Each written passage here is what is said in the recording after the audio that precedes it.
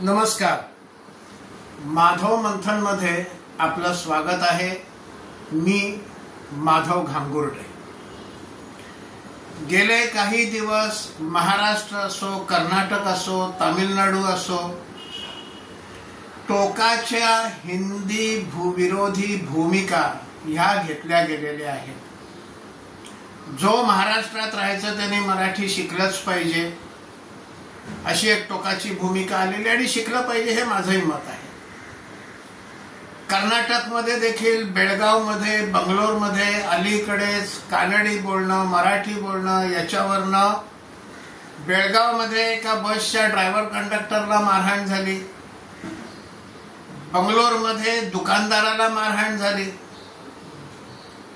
New education पॉलिसीमध्ये हिंदीचा कुठेही विषय नसताना तामिळनाडूचे मुख्यमंत्री M.K. स्टॅलिन यांनी उगाचच आम्हाला तुमचा पैसाही नको, आम्हाला NEP पण नको आणि आमच्यावर हिंदी लादू पण नका.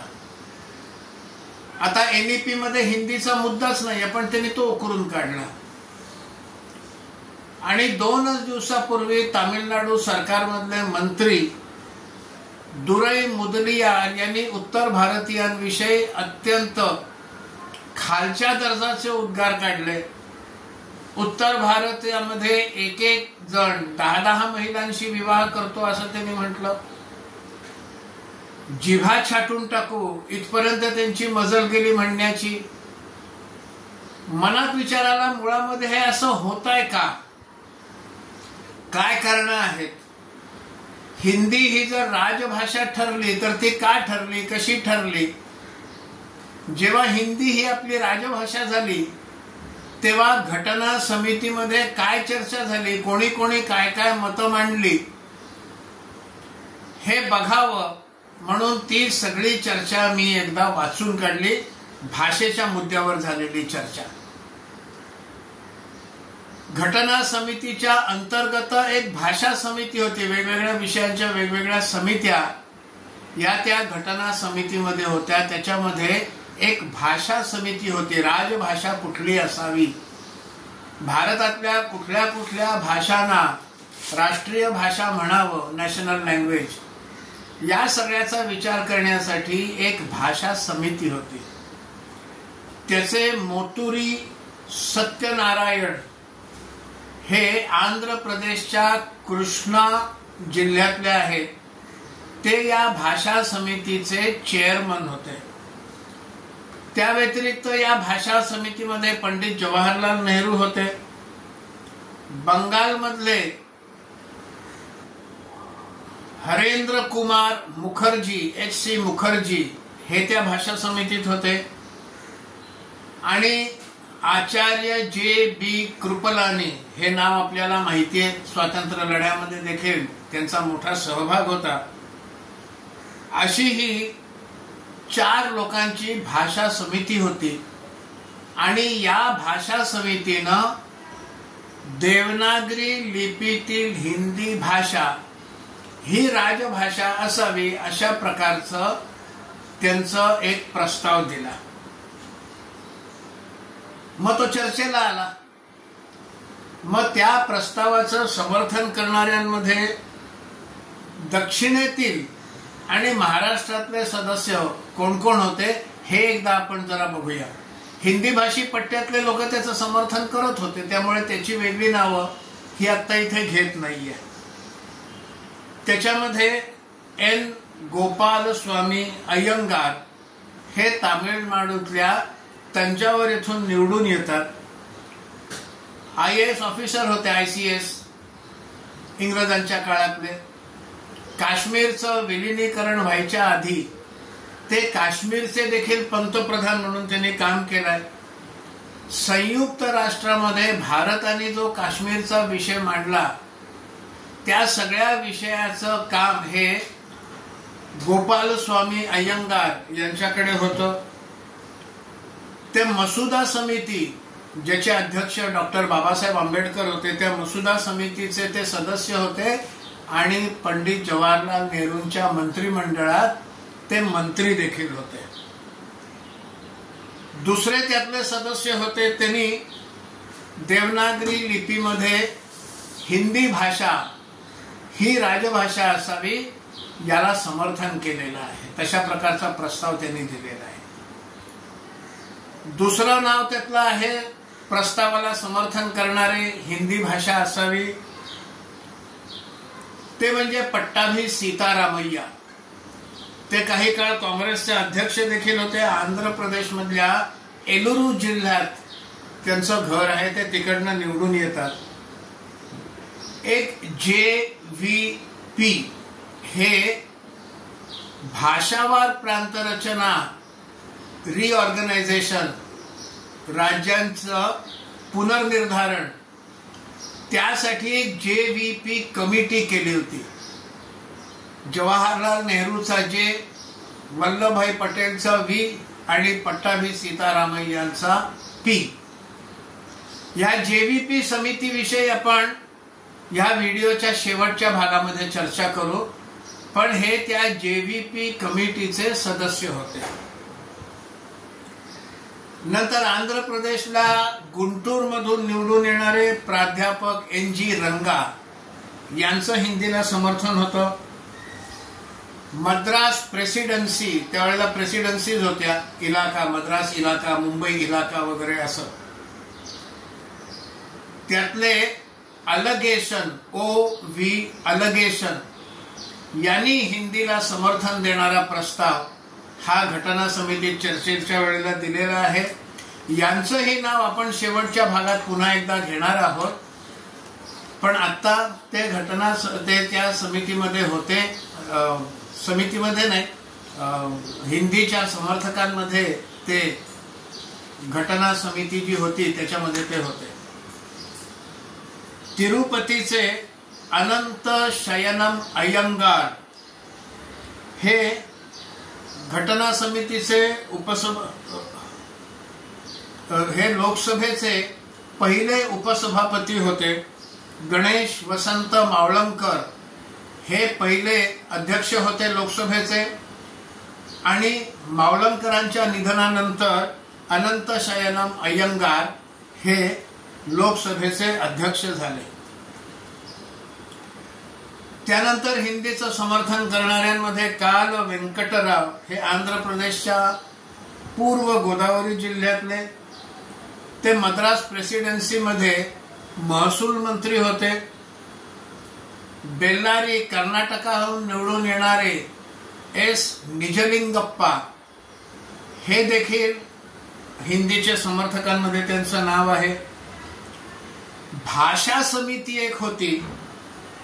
त्या भाषा समितीचे मोतुरी सत्यनारायण यांचं नाव आपण घेतलेलंच आहे. हे आंध्र प्रदेशच्या कृष्ण जिल्ह्यातून येतात आणि दक्षिण भारतात हिंदीचा प्रसार करण्यामध्ये त्यांनी खूप महत्वाची भूमिका निभावलेली आहे. महाराष्ट्रातले नरहर विष्णू गाडगीळ हे पुण्यातनं निवडून यायचे. त्यांच्यानंतर त्यांचे पुत्र विठ्ठलराव गाडगीळ हे देखील पुण्यातनं निवडून येत असत. विठ्ठलराव गाडगीळ हे इंदिरा गांधींच्या मंत्रिमंडळामध्ये मंत्री देखील होते. हे नरहरी विष्णू गाडगीळ यांनी हिंदीचं समर्थन केलेलं आहे. आणि महाराष्ट्रातले हरी विनायक पाटसकर यांनी देखील हिंदीचं समर्थन केलेलं आहे. ते पुणे विद्यापीठाचे कुलपती होते आणि पंडित जवाहरलाल नेहरूंच्या मंत्रिमंडळामध्ये नागरी उड्डाण मंत्री, सिव्हिल एव्हिएशन मिनिस्टर देखील होते. ह्या सगळ्याच्या आधी 1931 साली सेठ गोविंददास हे देखील घटना समितीमध्ये होते. ते हिंदीचे समर्थक होते. हिंदीच्या प्रसारासाठी ते पुष्कळ प्रयत्न करत असत. 1931 साली मदुराईला हिंदी साहित्य संमेलन भरलं होतं. पंडित जवाहरलाल नेहरूंनी 1931 ची गोष्ट सांगतोय, म्हणजे घटना समितीचं गठन व्हायच्या पुष्कळ आधी, जवळजवळ 15 वर्ष आधीची ही घटना आहे. पंडित नेहरूंना त्यांनी त्या मदुराई येथील हिंदी साहित्य संमेलनात प्रमुख पाहुणे म्हणून निमंत्रित केलं होतं. पण त्यावेळेला पंडित जवाहरलाल नेहरू हे विदेशात होते आणि त्यामुळे त्यांनी तिकडनं आपला एक संदेश, एक पत्र हे सेठ गोविंद दास यांना पाठवलं. त्या पत्रामध्ये पंडित जवाहरलाल नेहरू असं म्हणतात, Hindi has now completely assumed the role of national language. हे 1931 साली बोलत आहेत. त्याच्यानंतर 15 वर्षांनी घटना समिती तयार झालेली आहे. पण 1931 सालीच पंडित जवाहरलाल नेहरू असं लिहित आहे, it has assumed the role of national language. राजभाषा, राष्ट्रीय भाषा म्हणून त्यांनी आपली भूमिका सिद्ध केलेली आहे. हिंदी विषयी पंडित जवाहरलाल नेहरू किती आग्रही होते हे यावरून आपल्याला दिसतं. काही हिंदी विरोधी मंडळी देखील होती. त्याच्यामध्ये कोइंबतूर, तामिळनाडूतलं कोइंबतूर, तिकडचे टी.ए. रामलिंगम चेट्टीयार, त्यांचं असं म्हणणं होतं की हिंदी जी या सदनामध्ये पास होईल ते त्या भाषेला काही फार मोठा दर्जा आहे म्हणून ती पास होणार नाहीये. तर इथे हिंदी भाषा ही राजभाषा असावी आणि हिंदी पट्ट्यातून निवडून येणारे सदस्य या सगळ्यांचं इथे बहुमत असल्यामुळे ते इकडे अंमलात येईल. आणि तसं जर झालं तर अहिंदी पट्ट्यांमध्ये एक निराशा पसरेल. त्यांनी फ्रस्ट्रेशन असा शब्द वापरलाय की तिथे फ्रस्ट्रेशन निर्माण होईल, असं त्या टी.ए. रामलिंगम चेट्टीयार हे कोइंबतूरचे तामिळनाडू मधले आहेत. पी.टी. चाको हे केरळ मधले कोट्टायमचे आहेत. त्यांनी सुद्धा हेच म्हटलं, केवळ बहुमताच्या आधारावर ठरवू नका, अहिंदी भाषी प्रांतामधल्या लोकांचं काय मत आहे त्याचाही विचार करा.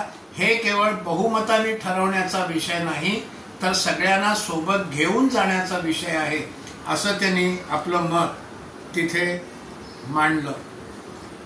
हिंदीच्या ऐवजी हिंदुस्थानी असावी. महात्मा गांधी हिंदुस्थानीचा आग्रह धरायचे. मग या हिंदुस्थानीमध्ये हिंदीच्या जोडीने अनेक उर्दू शब्द देखील वापरले जायचे. महात्मा गांधींचा तसा आग्रह होता की सगळ्यांना जर सोबत घ्यायचं तर हिंदुस्थानी वापरली पाहिजे. आता उर्दू असो हिंदी असो त्याचं एक मिश्रण म्हणून हिंदुस्थानी. आता हे हिंदुस्थानी सुद्धा अहिंदी पट्ट्यामध्ये वापरली जात नाही, ती सुद्धा हिंदी पट्ट्यामधल्या काही भागांमध्ये वापरली जाते.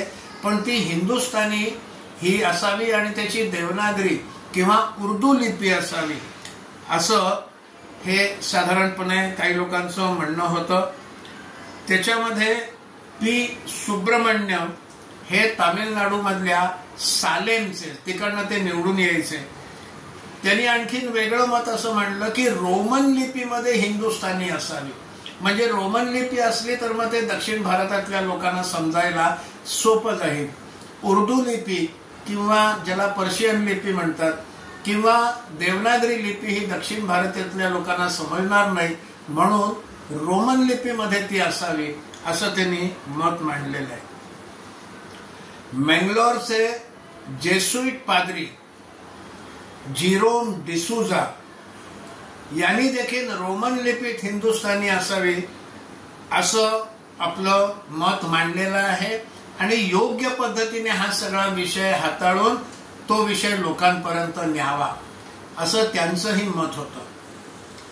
त्यांनी आपल्या भाषणामध्ये आणखीन असं म्हटलं की योग्य पद्धतीने जर परिस्थिती हाताळली असती तर देशाचं विभाजन देखील टाळता आलं असतं. अर्थात तो भाषेशी संबंधित विषय नाही, पण आपल्या भाषणाच्या दरम्यान त्यांनी आपलं हे मत देखील तिथे मांडलं. आता हिंदुस्थानी असो हिंदी असो या सगळ्यासाठी 15 वर्षाचा वेळ द्यावा. आणि आता अनेक ठिकाणी सरकारी कार्यालयांमध्ये कोर्टांमध्ये इंग्रजी वापरलं जातं. या इंग्रजीची जागा घ्यायला हिंदीला 15 वर्ष द्यावीत. या 15 वर्षाच्या काळामध्ये देशभर सगळीकडे हिंदीचा प्रचार प्रसार व्हावा आणि 15 वर्षानंतर मग हिंदीच्या ठिकाणी इंग्रजीच्या ठिकाणी हिंदी ही राजभाषा व्हावी असं सगळ्यांचं मत होतं. काही आणि असेही सदस्य होते की ज्यांचं म्हणणं होतं की संस्कृत ही राजभाषा असली पाहिजे. या सगळ्यांच्या म्हणण्यामध्ये महत्वाचं नाव आहे, आपल्याला ऐकून आश्चर्य वाटेल की मुस्लिम लीगचे सदस्य नसीरुद्दीन अहमद हे पश्चिम बंगालमधून निवडून येत असत.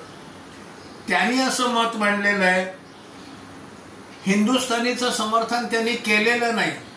म्हणजे ते मुस्लिम आहेत, मुस्लिम धर्मीय आहेत, मुस्लिम लीगचे आहेत, पण ते हिंदुस्थानी भाषेचं समर्थन करत नाहीत, ते संस्कृतचं समर्थन करतात. त्यांनी असं म्हटलं, हिंदी ही अहिंदी भाषिक इलाक्यांमध्ये अव्यवहार्य अशी राहील. त्यांनी पुढे असं म्हटलं की जगातली सर्वोत्कृष्ट भाषा संस्कृत, या संस्कृतचा वारसा आपल्याला मिळालेला आहे. मग आता जर आपल्याला ही संधी चालून आलेली आहे, आपण इंग्रजांना घालवलेलं आहे, आपण स्वतंत्र झालेलो आहोत, तर मग जी संस्कृत जगातली सर्वोत्कृष्ट भाषा आहे ती आपली भाषा आहे, आपल्याला त्याचा वारसा मिळालेला आहे. असं असताना आपण संस्कृत ही राजभाषा करावी असं त्यांचं मत होतं. पश्चिम बंगालमधल्या नवद्वीपहून निवडून आलेले लक्ष्मीकांत मैत्र, त्यांचं देखील असंच म्हणणं होतं की संस्कृत स्वीकारली पाहिजे. त्यांनी म्हणताना असाही एक वाक्प्रचार केला की हिंदीचं नसतं तो माजवू नका. त्यांनी इंग्रजीमधला फेटिश हा शब्द आपल्या भाषणामध्ये वापरलेला आहे. Do not make a fetish of Hindi असं वाक्य त्यांच्या त्या घटना समितीमध्ये या विषयावर झालेल्या भाषणामध्ये त्यांनी म्हटलेलं आहे. भारतामध्ये अनेक भेद आहेत, विविधता आहे, पण या सगळ्यामध्ये संस्कृतला संपूर्ण देशभरामध्ये एक आदराचं स्थान आहे असं त्यांनी म्हटलं. आणि हे विदेशी विद्वानांचं देखील मत आहे. इंडिया इज होपलेसली हेट्रोजिनस असं इंग्रज विद्वानांचं त्यांनी उद्धृती दिलेली आहे. होपलेसली हेट्रोजिनस म्हणजे हे एक होतच नाही, वेगळे वेगळे आहेत, विभाजित आहेत. होपलेसली अत्यंत निराशाजनक स्थिती आहे या विभाजनाची असं त्यांनी म्हटलेलं आहे. पण या सगळ्यामध्ये संस्कृतला देशभरामध्ये प्रचंड आदर आहे, ही महत्वाची गोष्ट आहे. हे विदेशी विद्वानांची उद्धृती ही त्यांनी दिलेली आहे. जगभरामध्ये संस्कृतला सर्वाधिक सन्मान आहे. अनेक भाषा जगभरामध्ये आहेत, लॅटिन आहे, आणखीन काय काय भाषा आहेत, पण संस्कृतला जो जगभरामध्ये सन्मान आहे तेवढा सन्मान जगभरामध्ये कुठल्याच भाषेला नाही असंही त्यांनी म्हटलेलं आहे.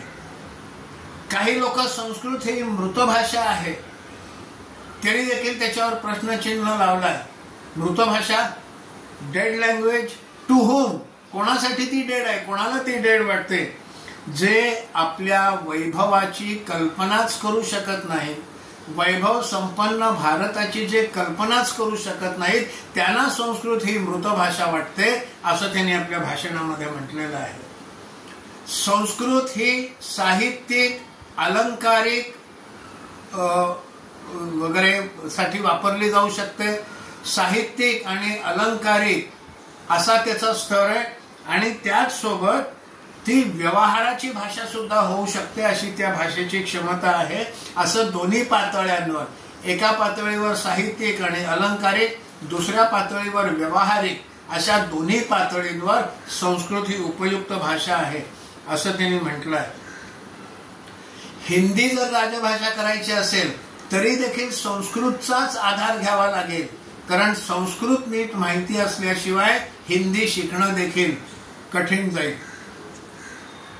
संस्कृत ही आपल्या देशामध्ये सर्वत्र समजते.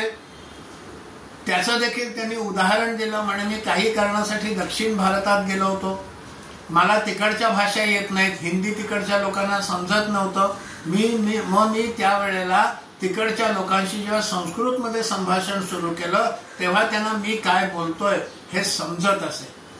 नसीरुद्दीन अहमद आणि मैत्र या दोघांनीही W.C. Taylor, Max Muller, Sir William Jones इत्यादी पाश्चात्य विद्वानांचे देखील त्यांनी कसा संस्कृतबद्दल गौरवोद्गार काढलाय हे देखील त्या नसीरुद्दीन अहमद आणि मैत्र लक्ष्मीकांत मैत्र या दोघांनी आपल्या भाषणामध्ये त्याचा उल्लेख केलेला आहे. इंग्रजीपासून संस्कृतकडे स्थलांतर करायला 15 वर्ष पुरेशी आहेत. 15 वर्षामध्ये ते शिकता येईल. हिंदी जर लागली तर हिंदीला देशाच्या काही भागांमध्ये, हे अनेकांनी म्हटलेलं आहे बरं का, हिंदीला देशाच्या अनेक भागांमध्ये विशेषतः अहिंदी भाषी भागांमध्ये प्रचंड विरोध होईल. त्यांनी मग पूर्व पाकिस्तान आणि पश्चिम पाकिस्तानचं उदाहरण दिलं. पूर्व पाकिस्तानामध्ये पंजाबी, सिंधी, पश्तून वगैरे बलोच या भाषा बोलल्या जातात. त्यामुळे पाकिस्ताननं आपली राष्ट्रभाषा, राजभाषा उर्दू ठरवली. आजचा जो बांगलादेश आहे हा त्यावेळेला पूर्व पाकिस्तान होता आणि पाकिस्तानचाच तो भाग होता. पूर्व पाकिस्तानामध्ये लोक बंगाली बोलतात, बांगला भाषी आहेत, त्यांना उर्दू येत नाही. पण मग पाकिस्ताननी तिथे सुद्धा उर्दू असली पाहिजे, तिकडच्या लोकांनी सुद्धा उर्दू शिकलं पाहिजे, तसा आग्रह धरण्यासाठी मोहम्मद अली जिन्ना स्वतः तिथे पूर्व पाकिस्तानात जाऊन राहून आले. पण लोक त्यांचं म्हणणं ऐकेना. दंगा सदृश परिस्थिती झाली आणि शेवटी जिन्नांना हात हलवत परत माघारी पाकिस्तानची राजधानी या ठिकाणी यावं लागलं. आणि सरते शेवटी या असल्याच मुद्द्यांवरून बांगलादेश हे पूर्व पाकिस्तान जे होतं हे पाकिस्तानपासून वेगळं झालं. अहिंदी भाषी प्रदेशांमध्ये देखील हिंदी जर जबरदस्ती लादायचा प्रयत्न केला तर हीच परिस्थिती होईल, असं लक्ष्मीकांत मैत्र यांनी त्यावेळेला सावध केलेलं आहे. त्यांनी दुसरं असं म्हटलं, कोण म्हणतं संस्कृत ही मृत भाषा आहे? ती मृत भाषा नाहीये, ती अजूनही व्यवहार्य भाषा आहे, बोलली जाऊ शकते. अनेक लोक अजून ती बोलतात. आणि त्यांनी उदाहरण दिलं ते इस्रायलचं.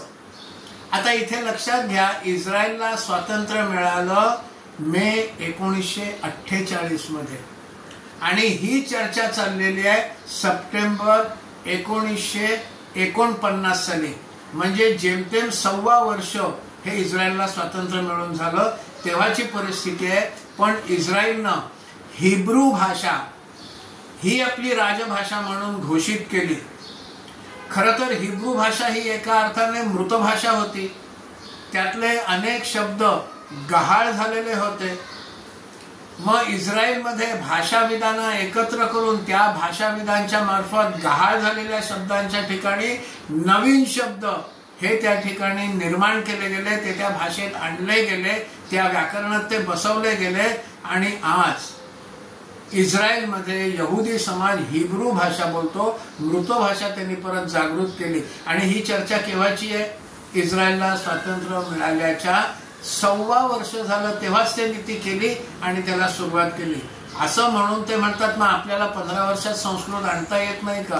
ही भाषा मृत झालेली नाही, ही भाषा अजून व्यवहारात आहे, अनेक लोक बोलतात, असंही त्यांनी आपल्या भाषणामध्ये म्हटलेलं आहे. आसाम मधून निवडून येणारे कुलधर चलिहा हे देखील शिवसागर, आसामच्या शिवसागर येथून ते येत असत. आसाम प्रदेश काँग्रेस कमिटीचे ते अध्यक्ष होते. त्यांनी असं म्हटलं की संस्कृत ही अत्यंत समृद्ध आहे. त्याच्यामध्ये साहित्य, विज्ञान, संगीत, गणित, वास्तुशास्त्र, अर्थशास्त्र, शस्त्रक्रिया सर्व काही आहे त्या संस्कृतमध्ये. आणि त्याचबरोबर ती व्यावहारिक पातळीवर देखील वापरता येऊ शकते असं त्यांनी म्हटलं. आणि त्यामुळे संस्कृत ही राजभाषा असावी असं कुलधर चलिहा आसामच्या शिवसागर येथून निवडून येत असत. त्यांनी हे म्हटलेलं आहे. त्यांनी आणखीन एक महत्वाचा मुद्दा मांडला की शिकागो मधल्या धर्म संसदेमध्ये भारताचा झेंडा स्वामी विवेकानंद फडकावून आले. ते तिथे जाऊन भारताचा झेंडा अशासाठी फडकावू शकले कारण त्यांना संस्कृतचं सखोल ज्ञान होतं. भारताचं तत्वज्ञान हे त्यांना संस्कृत माहिती असल्यामुळे पुरेपूर माहिती होतं आणि त्याच आधारावर ते शिकागोमध्ये जाऊन भारताचा झेंडा फडकावून येऊ शकले असंही त्यांनी उदाहरण दिलं. त्यांनी पुढे असं म्हटलेलं आहे इंडिया अँड संस्कृत को एक्झिस्ट असं त्यांनी वाक्य म्हटलेलं आहे. भारत आणि संस्कृत हे एकत्रच राहू शकतात असं त्यांनी म्हटलेलं आहे. डॉक्टर श्यामाप्रसाद मुखर्जी त्यांनी सुद्धा असं म्हटलं, त्यांनी हिंदीचं समर्थन केलेलं आहे, पण त्यांनी असं म्हटलं की हा विषय जर माझ्या एकट्यावर सोडलेला असता, की मी एकट्याने करायचं असं जर असतं, तर मी निश्चितपणे संस्कृतलाच राजभाषा केलं असतं असं त्यांनी आपल्या भाषणामध्ये म्हटलेलं आहे. आणि सगळ्यात शेवटी ह्या भाषेच्या मुद्द्यावर last but not the least म्हणतात तसं डॉक्टर बाबासाहेब आंबेडकर. आपण असं नेहमी म्हणतो की डॉक्टर बाबासाहेब आंबेडकरांनी संविधान लिहिलं. खरं त्यांनी मसुदा लिहिला आणि त्या मसुद्यावर चर्चा होत असे. त्या मसुदा समितीच्या अंतर्गत भाषा समिती होती, त्यामुळे त्या भाषा समितीने हिंदीबद्दल आपला प्रस्ताव दिला, आपलं मत मांडलं. पण डॉक्टर बाबासाहेब आंबेडकरांनी संस्कृतच्या बाजूने आपलं मत दिलेलं आहे. ती राजभाषा असावी असं त्यांनी म्हटलेलं आहे. अशा प्रकारचं एक निवेदन त्यांनी या चर्चेच्या आधी 10 सप्टेंबरलाच दिलेलं आहे. त्यांच्या या निवेदनावर सह्या करणारे जे लोक होते त्याच्यामध्ये टी कृष्णमाचारी हे मद्रासचे केंद्रीय अर्थमंत्री होते. ते ड्राफ्टिंग कमिटी मसुदा समिती ज्याचे अध्यक्ष बाबासाहेब होते त्याचे ते सदस्य होते टी कृष्णमाचारी. आणि 47 ते 1950 26 जानेवारी 1950 पासून आपल्या देशाला राष्ट्रपती लाभले. पण स्वातंत्र्य मिळाल्यापासून 1950 26 जानेवारी 1950 या कालावधीमध्ये आपल्या देशामध्ये माउंटबॅटन हे व्हाईसरॉय होते, राजगोपालचारी होते. त्यावेळेला टी कृष्णमाचारी हे डेप्युटी व्हाईसरॉय होते. त्यांनी संस्कृतचं जे डॉक्टर बाबासाहेबांनी प्रस्ताव मांडला त्या प्रस्तावावर त्यांची सही आहे. डॉक्टर पी सुब्बारायन हे तामिळनाडू मधल्या सालेमचे राहणारे, ते नेहरू मंत्रिमंडळामध्ये ट्रान्सपोर्ट मिनिस्टर होते.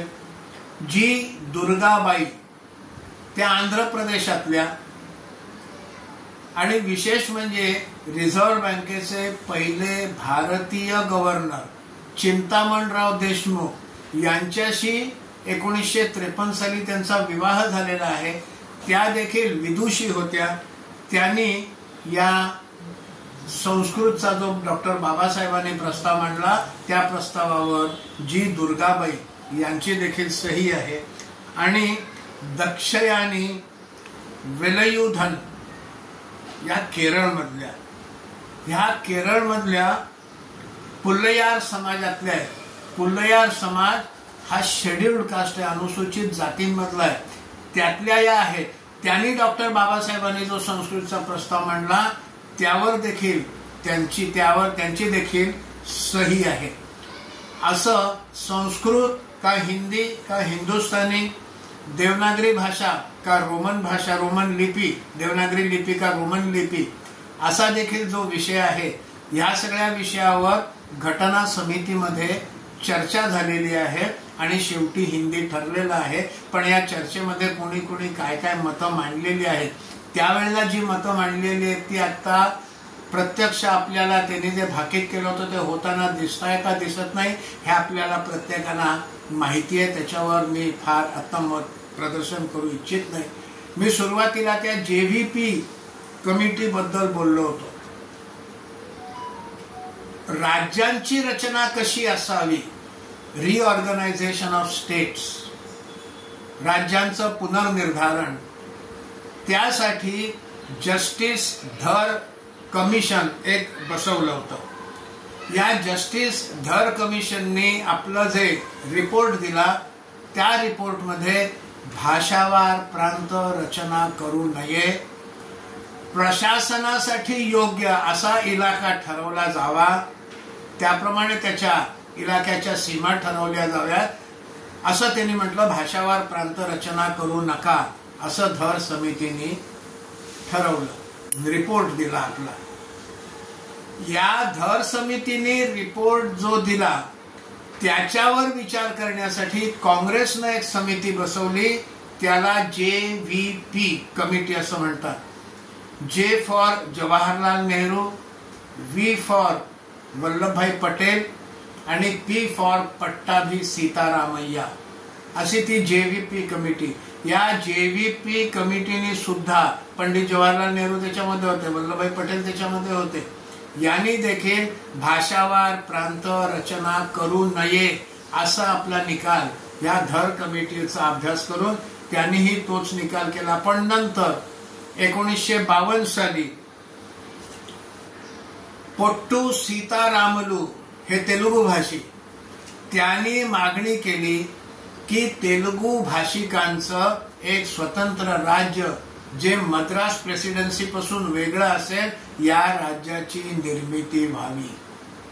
हा प्रश्न कौशल्यानं हाताळायला पाहिजे होता, पण पंडित जवाहरलाल नेहरूंनी दुर्लक्ष केलं. ते पोट्टू सीतारामलू यांच्याशी चर्चा करायला गेले नाहीत, कोणालाही पाठवलं नाही चर्चा करायला. पोट्टू सीतारामलू देखील मागे हटेना. त्यांना उपोषण सोडण्याचा एक मार्ग चर्चेत न देता आला असता. सामान्यपणे असं जेव्हा होतं तेव्हा सरकारमधलं प्रमुख कोणीतरी यांच्याशी चर्चा करतं, पण यांनी असा विचार केला किती दिवस करतील, शेवटी उपास सोडतीलच नाईलाजानं. पण तसं झालं नाही. त्यांचं 56 दिवस उपोषण चाललं आणि पोट्टू सीतारामलू यांच्या मृत्यूनंतर तेलुगू भाषी इला भागांमध्ये प्रचंड दंगे झाले, दगडफेक झाली, जाळपोळ झाली आणि त्यानंतर मग पंडित जवाहरलाल नेहरूंनी वेगळा आंध्र प्रदेश द्यायची मागणी मान्य केली. कौशल्यानं हाताळता आलं असतं, त्यांना आणखीन काही आश्वासनं किंवा काय ते नकोय, हे धर कमिटी का म्हणते, JVP कमिटी का म्हणते हे समजावून सांगता आलं असतं. पण पूर्णपणे त्यांच्या मागणीकडे आणि उपोषणाकडे दुर्लक्ष केलं आणि मग पंडित जवाहरलाल नेहरूंनी देखील मग भाषावार प्रांत रचनेकडे आपलं मत त्यांचं फिरलं आणि भाषावार प्रांत रचना असावी असं त्यांचं मत झालं. पण मग भाषावार प्रांत रचना देखील पूर्ण केली का नको म्हणून ते म्हणतच होते. त्या कमिशननी म्हटलं, JVP कमिटीने म्हटलं, पण तरी देखील त्यांनी मग त्या भाषावार प्रांत रचनेचा मुद्दा हा पुढे आला. ती भाषावार प्रांत रचना ही शक्य नव्हती. भाषावार प्रांत रचनेमुळे खरंच किती राज्यांचा विकास झाला. भाषावार प्रांत रचना नसती तर हा विकास झाला नसता का. भाषावार प्रांत रचनेचं पुढचं पाऊल भाषिक अस्मिता, भाषेविषयी अस्मिता असली पाहिजे, आपल्या मातृभूमीबद्दल अस्मिता असली पाहिजे, प्रेम असलं पाहिजे, याबद्दल कोणाचंच दुमत नाही. पण ही अस्मिता, या अस्मितेचं राजकारण सुरू झालं आणि मग राजकारण सुरू झाल्यानंतर प्रत्येक शेजारच्या राज्यांमध्ये भाषेवरनं भांडणं सुरू झाली. मग मराठी विरुद्ध गुजराती, मराठी विरुद्ध कानडी, कानडी विरुद्ध तामिळ, तामिळ विरुद्ध तेलुगू, उडिया विरुद्ध बंगाली, बंगाली विरुद्ध असमिया, अशी ही सगळी भाषांमध्ये भांडणं सुरू झाली. आम्ही भाषा भगिनी म्हणतो, पण या भगिनीच एकमेकाच्या जीवावर उठायला लागल्या. कारण योग्य अस्मिता असती तर प्रश्न नव्हता, ती असायला पाहिजे, पण अस्मितेचं राजकारण सुरू झालं. संयुक्त महाराष्ट्र व्हावा म्हणून आंदोलन झालं. त्या आंदोलनामध्ये शहीद पण झाले. त्यालाही आता 70 वर्ष झाली. काय झालं? आंदोलन हवेत विरलं. मध्ये मध्ये आंदोलनाची आठवण केली जाते. आंदोलनाच्या शहीदांचा हा अपमान आहे असं एखादा नेता म्हणतो आणि टाळ्या मिळवतो. पण मग का नाही झालं? अनेक वेळा असं झालं की महाराष्ट्रात, केंद्रात आणि कर्नाटकात तिन्ही ठिकाणी एकाच पक्षाचं सरकार आहे, पण तरी देखील महाराष्ट्र कर्नाटक सीमावाद सुटलेला नाही. हा एक हवेत विरून गेलेला, ज्याचं आता महत्व खरंच आहे की नाही हे तपासायला पाहिजे, असा हा प्रश्न आज हा होऊन पडलेला आहे, जो सुटत नाही. तो सुटत नाही अशासाठी की बेळगाव हे कर्नाटकात राहील, कारवार हे कर्नाटकात राहील, असा जर निर्णय झाला तर महाराष्ट्रामध्ये असंतोष आणि दंगे होतील. बेळगाव हे तिकडनं काढून, कर्नाटकातनं काढून महाराष्ट्रात आणलं पाहिजे असा निर्णय झाला तर कर्नाटकात दंगे होतील. अशी एक विचित्र परिस्थिती यामुळे निर्माण झालेली आहे आणि ही प्रत्येक 2 राज्यांच्या सीमा, प्रत्येक 2 राज्यांच्या त्या राज्यांच्या भाषा यांच्यामध्ये हे भांडण सुरू झालेलं आहे. आणि मग त्यामुळे मग मुंबईमधले उत्तर भारतीय, मुंबईमधले भैये, त्यांना हाकलवा, अमुक तमुक ही सगळी भाषा बोलली जाते. हे सगळं भावनिक झालेलं आहे आणि टोकाच्या भावना यामुळे निर्माण झाल्या. त्यामुळे भाषावार प्रांतरचना करण्याचा निर्णय हा खरंच योग्य होता का याचा एकदा विचार केला पाहिजे, असं एक माझं मत आहे. लगेच काही ते बदलता येणार नाही. आत्ता असलेली राज्य याचं पुनर्गठन होणं हे आत्ता तरी शक्य नाही, पुढे सुद्धा केव्हा शक्य होईल का नाही हे सांगता येणार नाही. दुसरा विषय O.V. अलगेसन यांच्या पूर्वी मी सुरुवातीला यांच्याविषयी म्हटलं होतं. हे O.V. अलगेसन यांनी हिंदीचं समर्थन केलेलं आहे. देवनागरी लिपीमध्ये हिंदी भाषा राजभाषा असावी असं त्यांनी त्या घटना समितीमध्ये म्हटलेलं आहे. पण पुढे भाषावार प्रांतरचना झाली. तामिळ भाषेच्या अभिमानाचा, अस्मितेचा विषय हा राजकारणाचा विषय झाला आणि तामिळनाडूमधलेच आणखीन एक मंत्री सी सुब्रमण्यम आणि O.V. अलगेसन हे देखील केंद्रीय मंत्रिमंडळात होते. लाल बहादूर शास्त्री हे त्यावेळेला देशाचे पंतप्रधान होते आणि या दोघांनी केंद्रीय मंत्रिमंडळातनं राजीनामा दिला या भाषेच्या मुद्द्यावरून की हिंदी ही राजभाषा नको. म्हणजे ज्यांनी घटना समितीमध्ये राजभाषा हवी हिंदी असं म्हटलं ते आता हिंदी राजभाषा नको म्हणून त्यांनी राजीनामा दिला. आणि मग लालबहादूर शास्त्रींनी त्यांना आश्वासन दिलं की केंद्र आणि राज्य यांच्यामधला जो पत्रव्यवहार होईल, यांच्यामधला जो कॉरेस्पॉन्डन्स होईल, या कॉरेस्पॉन्डन्स मध्ये इंग्रजीचा व्यवहार होईल असं आश्वासन दिलं. आणि त्यानंतर मग ह्या दोघांनी आपले राजीनामे मागे घेतले आणि ते सरकारमध्ये राहिले. हे त्यानंतर घडलेलं आहे. त्यामुळे एकीकडे हिंदी राजभाषा जी अहिंदी इलाक्यांमध्ये अजूनही स्वीकारली जात नाही आणि भाषावार प्रांतरचना यामुळे आज भाषांमध्ये आणि त्या भाषेतल्या लोकांमध्ये आपसामध्ये कटुता निर्माण झालेली आपल्याला दिसते. हे जे सगळं मुळामध्ये आता चाललेलं आहे, महाराष्ट्रामध्ये असो, कर्नाटकात असो, तामिळनाडूत असो आणि अनेक राज्यांमध्ये अहिंदी भाषी राज्यांमध्ये हिंदीच्या विरोधात अनेक गोष्टी सुरू असतात. हे जे चालतं हे नेमकं काय आहे, कशामुळे होत आहे आणि राजभाषा कशी ठरली या विषयाचा एकदा विषय सगळ्यांसमोर मांडावा असं गेले काही दिवस मनात होतं. त्याप्रमाणे घटना समितीत झालेल्या चर्चेचं भाषा विषयावर झालेल्या चर्चा मी पूर्ण वाचून काढली. त्याच्याशी संबंधित आणखीन बाकीची शक्य होईल तेवढी माहिती मिळवण्याचा प्रयत्न केला आणि हा विषय आपल्या समोर ठेवण्याचा प्रयत्न केला. कदाचित आपल्याला आवडेल, कदाचित आपल्याला आवडणार नाही.